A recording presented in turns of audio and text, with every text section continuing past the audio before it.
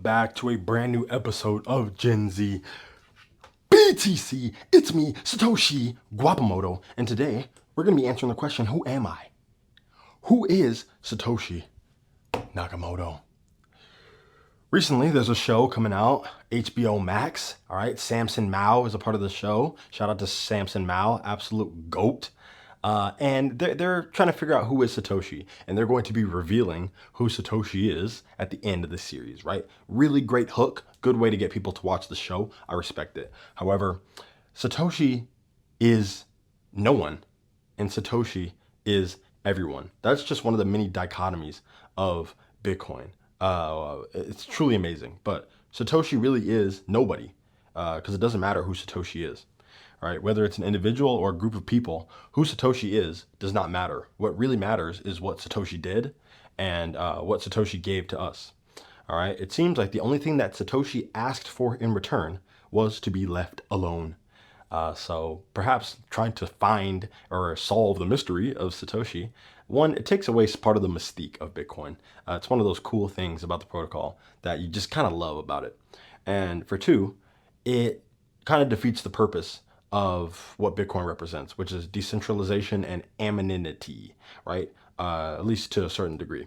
So let's go over some of the things that Satoshi represents, right? Satoshi represents decentralization, right? Satoshi could be anybody. Satoshi is literally me, bro. He's literally me. I'm Satoshi Guapamoto.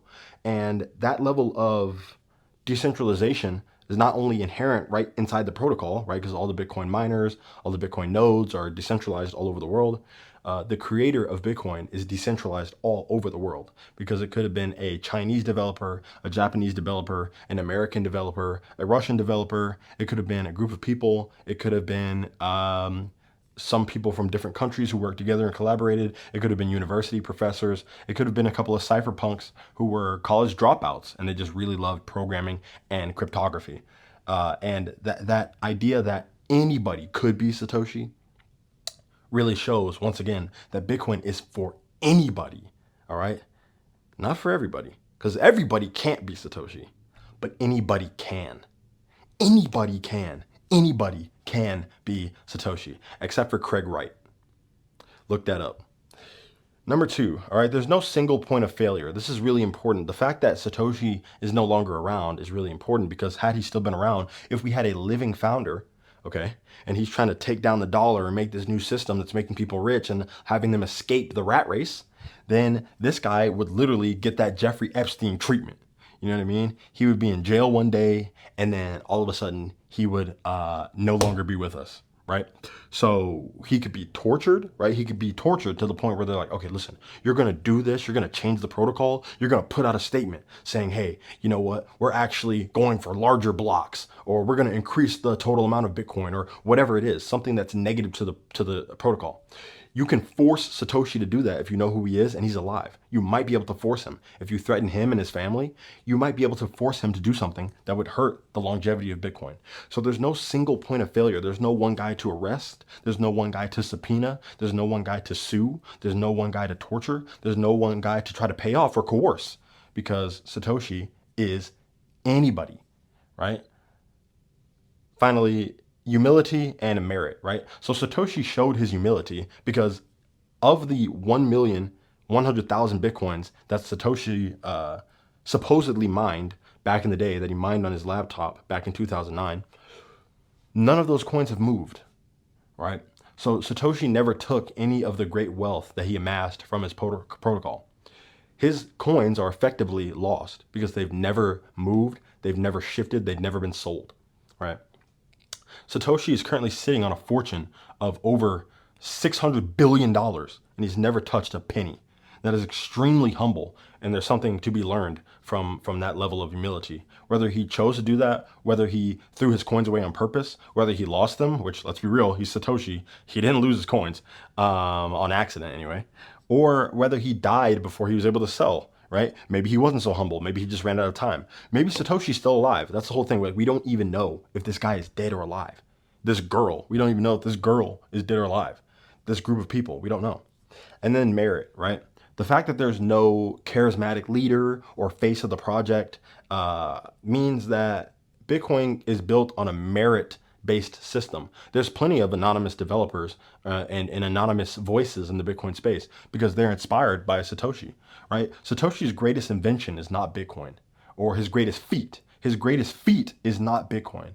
Satoshi's greatest feat is never being discovered by the government, not by Samson Mao. Okay, even though they say, oh, we found Satoshi, they didn't really find Satoshi. They just want you to watch the show. Okay, and at the end, I guarantee you, they're going to say, oh, well, this person that we've selected as Satoshi may not be Satoshi, but this is our educated guess, and we're 80% sure. There is no way to be 100% sure who Satoshi was. That is his greatest trick. That is the greatest feat of any human in the 20th century. Facts. In the 21st century, facts. Nobody can do that. That is impossible to do. If you try to be a truly anonymous person and invent something as big as this and think someone's not going to find you, brother, I mean, be my guest, please. Please give it a shot. This is the most impressive thing Satoshi ever did, in my opinion. And finally, I just want to touch on the fact, like, why does it really not matter that we don't know the creator, right? Some people might say, oh, well, I can't trust something if I don't know who made it, right? Like, I need to know the creator. It could be the CIA, it could be the FBI, it could be Putin, all right? And even if all these things are true, let's just say Satoshi is literally the CIA, right? Which doesn't make sense at all. Please tell me why that makes sense. I want someone to tell me in the comments. I've never understood that. But let's say it's the CIA, right? What would the CIA gain from destroying the dollar and putting in a system that frees everybody financially? That's literally the opposite of what the CIA would do, right? But let's just say the CIA didn't make it. Let's say someone super evil made it, right? Who cares? Who cares? Who cares? Who cares? Why do you care? Why do you care? You don't. You don't. You're pretending to care about who made it. It doesn't matter who made it. What matters is, what does this thing do? What is the utility that I gain from this invention? Let me give you a couple examples of some inventions where someone made it, someone had to have made it, but we don't really know who exactly, and it doesn't matter because no one cares. No one cares who the inventor is, right? The person who invented it doesn't matter. What did they invent, right? So first off is the wheel, right? The wheel was invented by someone. It had to be invented by someone, right? Discovered. The wheel was discovered, to be fair, because it's just a circle. But like, the wheel was discovered by someone. Who was it? Who cares? Who cares? Okay? The whole point is, I can put stuff on a wheel and roll it. I can move a much bigger mass using a wheel. So the inventor doesn't matter at all. Fire, another discovery. Technically, you could call it an invention, whatever you want to say. Who discovered that? Doesn't matter. No one cares at all, because it doesn't matter who discovered it at all. It does not matter. What can I use the fire for? What can I use the invention for? Right? It's not known who created the plow, right? The plow helped us to begin farming, right? This was a revolution in agriculture for many civilizations, right? No one exactly knows who invented the plow. All right. And even if you do, right, maybe you do some Googling, you're like, well, I read this book and blah, blah, blah. Who cares, brother? Who cares? No one cares. It doesn't matter who invented it. The inventor of the compass, the inventor of the original calendar, right? The domestication of animals, glass, fermentation, gunpowder, right? We know where some of these places or some of these inventions started, right? Some of them started in China, some in Mesopotamia, some in Egypt, right? Some in all these different places, right? We might not know the exact inventor, though. We don't know their name, okay? And that does not matter at all. The inventor doesn't matter, okay? Who invented the microphone? Who invented the microphone? Doesn't matter. It really doesn't matter. Now, can you pay homage to them and show them respect for their genius? Yes, that's kind of important. But in terms of, well, I'm not going to use a microphone if I don't know who invented it, doesn't matter. Doesn't matter. Who invented shampoo? Doesn't matter. You're still going to use it, right? So there's plenty of things you use every single day. You don't know who they are. And if it weren't for the internet, of course, you would never know. You would literally never know who they were, but you would still use them, because to not use them because you don't know who made it is extremely stupid. Like super, super, super stupid to do that.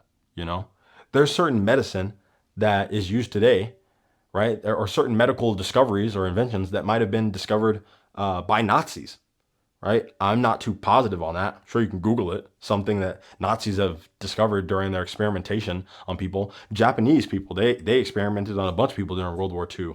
Um, and that might have been very evil, and it might have been wrong, and it might have been unjust and inhumane how they conducted these experiments, but their findings might be useful today. They might be useful findings today. Okay? Americans did stuff like that to their own citizens. Okay? Tuskegee experiment, right? So all these different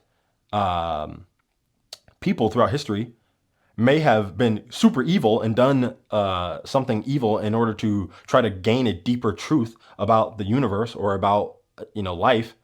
But what really matters is that truth, right? Now you can't forget the evil that they did, but the important thing is you cannot ignore the deeper truth that they may have discovered. So that's the whole thing. Satoshi, one, you can't even say he's good or bad because you don't even know him. That's the amazing thing about Satoshi. You cannot be prejudiced towards Satoshi because there is no one. There is no one there. Satoshi was never there. So you can't try to label him or put anything on him. And that's part of the power of Bitcoin. And that's what shows that it really is for anybody. It's for anybody, man. So that's really all I got to say. Leave Satoshi alone, okay? On some Britney Spears type beat. Leave Satoshi alone, okay? And just enjoy what he gave us. Enjoy the gift that he gave us and be humble, all right? This has been an episode of Gen Z BTC. Hope you guys enjoyed. Hopefully I'll be doing a podcast pretty soon, so be on the lookout for that. I'm going to be posting more on this channel. All sorts of different content coming up. Make sure you guys like, comment, and subscribe. If you want the channel to grow, if you want people to understand the Bitcoin protocol better, then share the video, please, because it's word of mouth referrals that actually get channels to get bigger, right? So I appreciate you guys for watching. Make sure that you stack sats or die trying. Thank you.